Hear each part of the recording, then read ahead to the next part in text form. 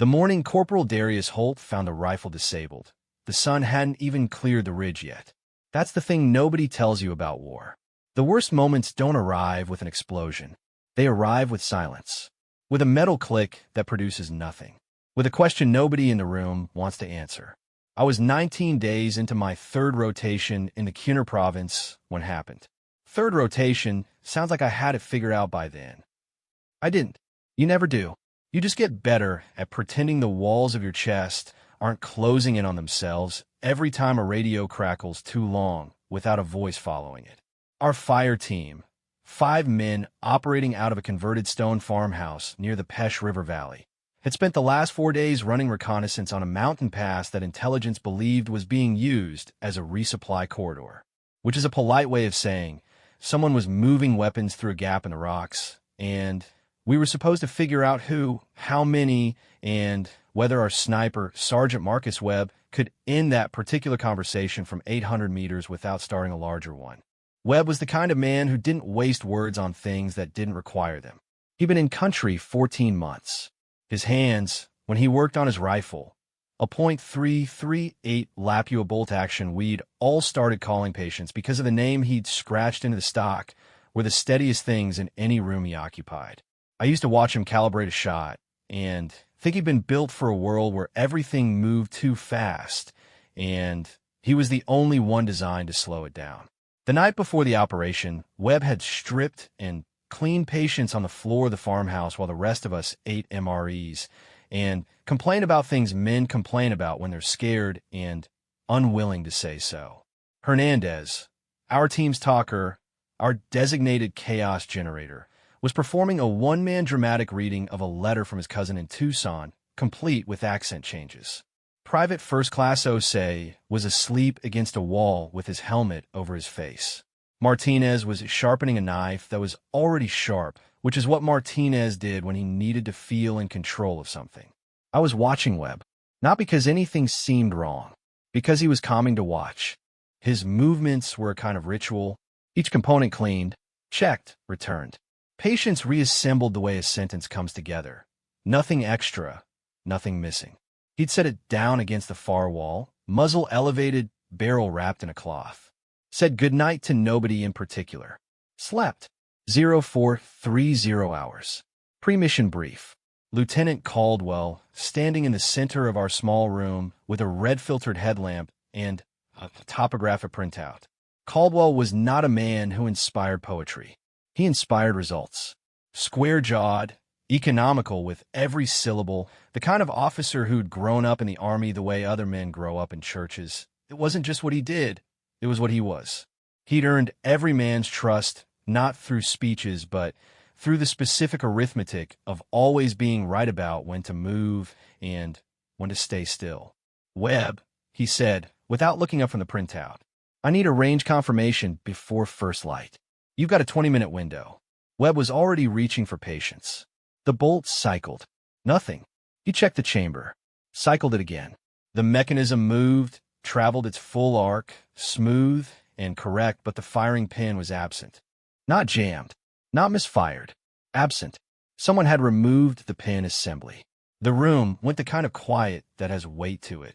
Webb held up the rifle and looked at Caldwell. He didn't say anything. He didn't need to. Caldwell looked at the rifle, looked at the room. Who disabled the rifle? It wasn't a question.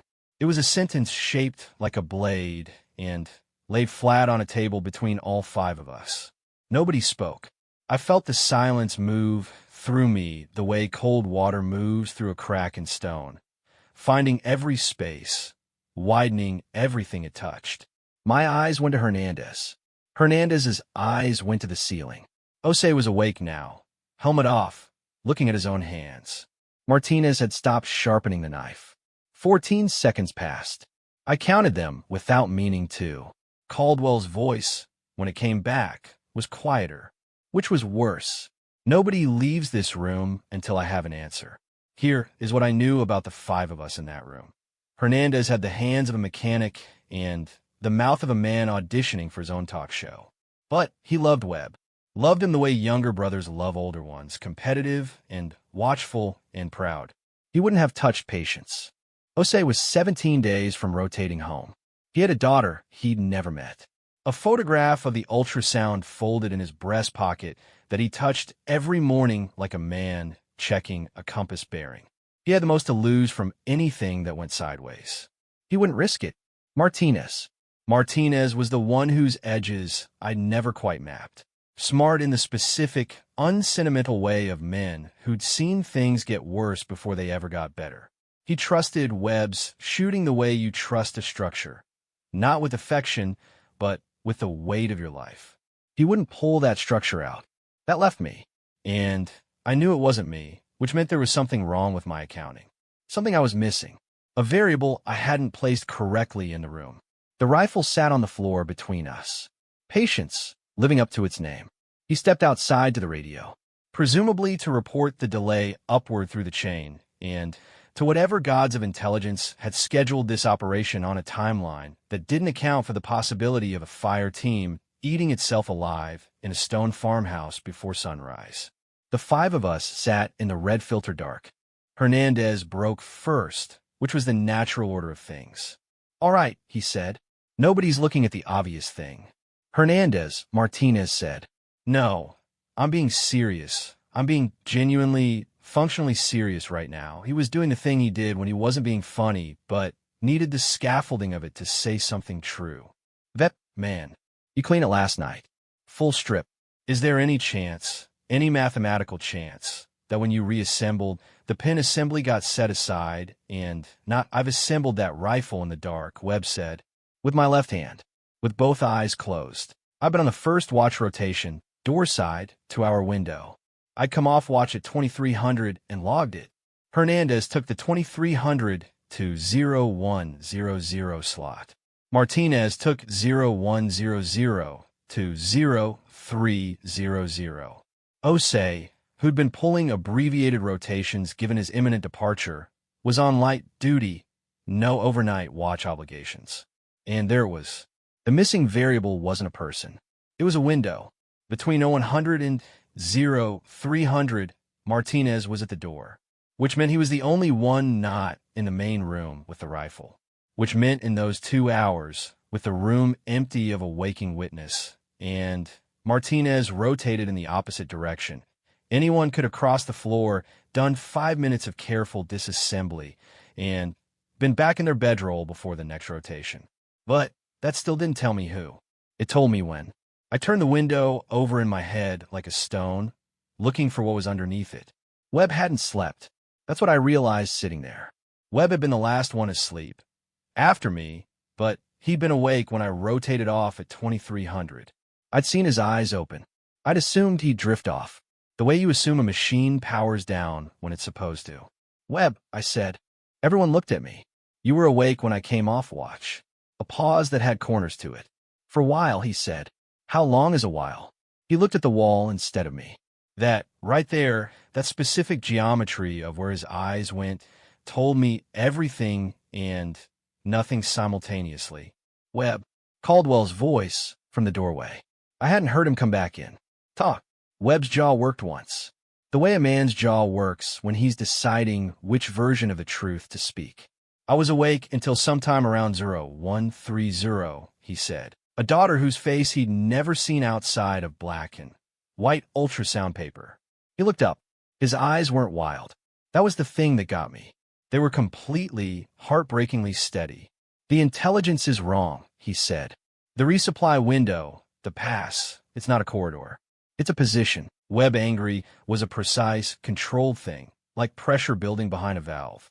I'd seen it twice. It wasn't loud. It was cold and specific, and it found the exact word that left a mark. He wasn't angry.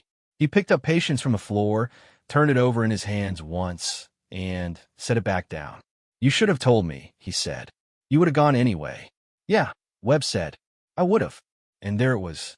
The thing nobody said. Hernandez, who had been performing stillness for about 11 minutes, and was clearly approaching some kind of biological limit, leaned toward me and whispered, "You think Osei's right about the position?" "I think Osei heard something specific," I said. "That's a yes." I didn't answer. I was watching Webb, who was sitting with patience across his knees, reassembled now. Martinez had found the pin assembly inside Osei's boot, wrapped in a piece of cloth with the kind of care that told you Osei hadn't done it in anger, and Webb was running his thumb along the stock like he was reading something in the grain of it. There was a word scratched into the wood. Not patience. That was on the left side. This was on the underside of the stock where most people wouldn't look. I'd seen it once before, months ago, when I'd helped Webb clean after a particularly long operation. Mira. I never asked. Some words you leave alone. The new intelligence came through at 0615. Caldwell read it twice. Folded the printout. Looked up. Osei, he said. You were right. Nobody celebrated that. Nobody in their right mind celebrates being right about danger. You just absorb it the way you absorb everything out here. You let it move through you, and you keep standing. What the update confirmed, the pass wasn't just a corridor. There was an elevated position, a natural rock shelf at approximately 940 meters that had been occupied for at minimum 48 hours. The original intelligence had mapped the corridor as empty. It wasn't empty. It had never been empty. Someone had fed the scouts information shaped to look like the real thing, which is a specific kind of expertise that tells you who you're dealing with. If Webb had taken the original shot from the planned position, he would have been silhouetted against a dawn ridge with an occupied counterposition looking directly at his muzzle flash. Osei heard 2 words Caldwell said to the room. Anyone know which 2? Silence. Counter 12. Caldwell said it flat. It was in a report fragment. I dismissed it as context from a different operation. He paused. I was wrong. Caldwell said that the way mountains say things. Without apology, without theater, just a fact released into the air, taking up the space it needed. I'd heard officers eat a mistake before. Most of them made it about the error size, how reasonable the error was, how understandable, how anyone would have. Caldwell just said I was wrong, and let it sit there without dressing it up. That was the most leadership I'd ever seen compressed into 3 words. The revised plan was simpler in the way that plans become simpler when the comfortable version turns out to be a trap. We weren't sending Webb to the original firing position. We were going to approach the pass from the western drainage, longer, slower, more exposed to wind and cold, and Webb would establish a new position on a secondary shelf that would give him both the corridor view and a sight line to the counter position. Except now, instead of one target window, Webb had 2 things to hold in his mind simultaneously. The resupply activity in the corridor, and whoever was sitting on that rock shelf waiting for a muzzle flash that was now going to come from a direction they weren't expecting. We moved out at 0650. I won't dress up the march. It was cold the way that altitude is cold. Not dramatically, not like weather you can write home about, but persistently getting into your collar and your wrists and the gaps in your gear with a patience that makes you wonder if the mountain is making a point. The drainage was loose shale and old ice, and Martinez went down hard on his left knee about 40 minutes in and didn't say a word about it, just got up and kept moving, which told you everything about Martinez that the knife sharpening hadn't already. Hernandez stayed close to Webb the whole approach. Not talking, just proximate. I understood it. I felt the same thing. The operation had shifted into something with more moving pieces, and Webb was the piece that mattered most. And when something matters that much, you want to be near it the way you want to stand near a fire when the temperature drops. I kept thinking about Mira. Not the word itself, but the way he'd had it put there. On the underside, the private side, the side you'd only see if you were taking the rifle apart or holding it upside down looking for something you'd lost. Some people carry the important things on the outside, where everyone can see. Webb carried his on the bottom, facing the ground, where only gravity knew about it. 800 meters, then 900, then the ledge. Webb settled into position with the economy of a man who's done this so many times that his body just knows.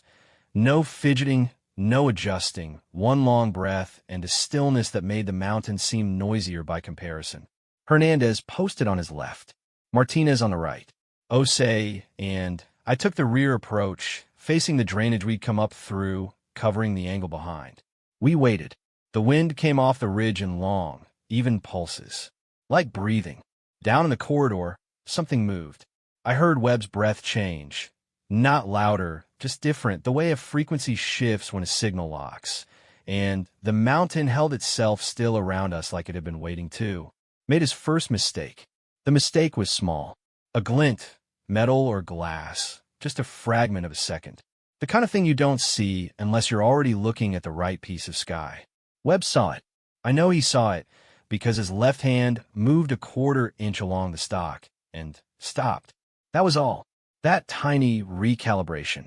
The corridor activity below had been building for 20 minutes.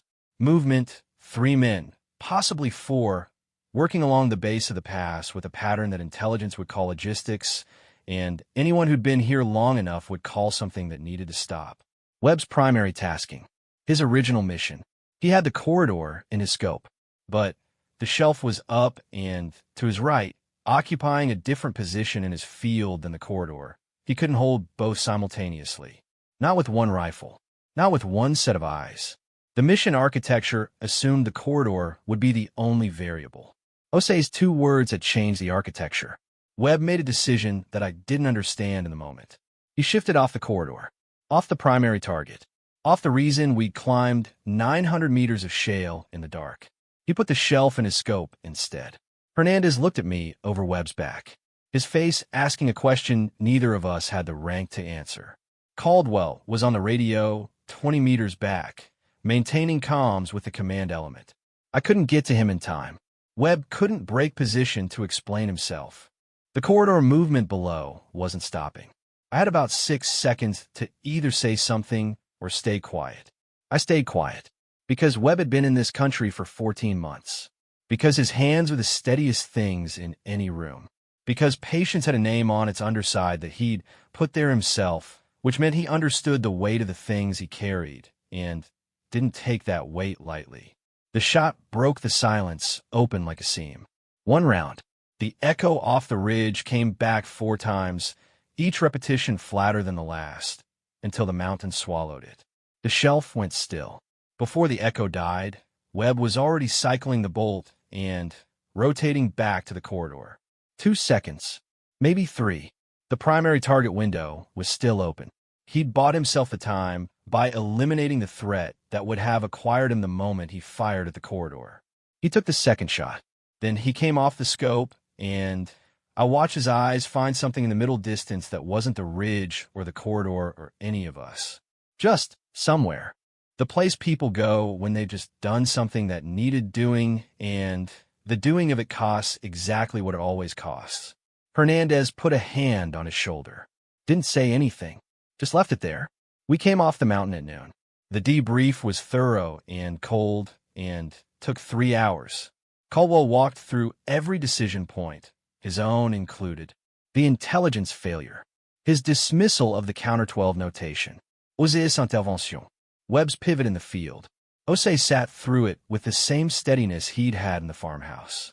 He answered every question directly. He didn't mitigate, didn't explain himself into a better corner. Just the facts delivered in the order they happened. What happened to him, formally, was less than it could have been. More than it should have been, maybe if you believed, as I did and do, that what he'd done had saved Webb's life by forcing the intelligence revision that revealed the counterposition. The math on that is uncomfortable. Discipline requires consistency. Consistency means it can't just go away because the outcome was good. I know what his face looked like when they told him. I'm not going to write about that. Webb didn't speak much on the way back to the main post, which wasn't unusual. Webb after an operation was like Webb always, inside himself, operating in some internal register the rest of us didn't have access to. Hernandez tried twice. Got monosyllables. Let go. It was late afternoon, the light going horizontal and orange across the valley when Webb stopped walking for a moment, and I almost ran into his back. He was looking at the mountains to the east. Just looking. The way you look at something that you know is indifferent to you, and you've made your peace with the indifference. Mira, I said, without planning to. He looked at me. The name, I said, on the stock. I saw it once. I never asked. He looked back at the mountains. A long moment. My sister, he said. She was 11 when I enlisted. Thought I was invincible. He paused. She knows better now. He started walking again. I fell in a step beside him. She still think you're invincible? She thinks I'm careful, he said. Which is better. 19 days into my third rotation, I'd started thinking I understood something about the way this place worked. The rhythms of it, the language of risk, the arithmetic you run on the people around you when you're trying to figure out who they are under pressure. What I came out of that farmhouse knowing was smaller and more important than anything a rotation can teach you. Osei had 17 days left, and he'd spent some of them on a choice that could have ended his service, because the math he ran on Webb's life came out more important than the math he ran on his own. Webb had turned off the corridor, the mission, the primary target, the reason for the whole operation, because he'd identified the thing that would kill him the moment he completed it, and he'd removed that thing first with the same precision he applied to everything else. Caldwell had stood in front of 5 men and said I was wrong without dressing it up. And me, I'd stayed quiet for 6 seconds when I could have spoken, which is either trust or cowardice, and I've turned it over enough times now that I still can't tell you which one it was. Maybe both. Maybe that's always been the answer.